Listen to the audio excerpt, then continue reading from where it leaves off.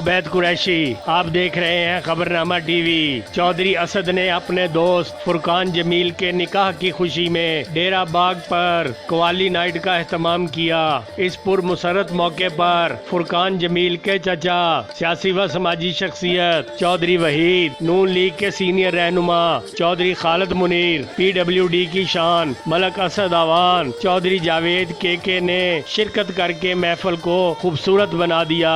Qawwali night में करीबी दोस्तों और भाइयों समेत चौधरी दानियाल, चौधरी वजाहत, चौधरी सलमान, राजा तौसीफ, चौधरी कासम, अहमद जिलानी, मलक नबील वाजिद, उसामा अब्बासी, पीर सनी, हनी भाई, अबू बकर भाई, शानी भाई, हबीबुल्ला खान, तलहा भाई, राजा सफीर, राजा कासम, चौधरी कासम, राजा तौकीर, राजा उस्मान सनी, राजा उमर, चौधरी बिलाल, चौधरी इदनान ने महफल की रौनक बढ़ाई। देखते रहिए खबरनामा टीवी, पढ़ते रहिए खबरनामा मैगजीन। हमारा चैनल सब्सक्राइब कीजिए। शुक्रिया।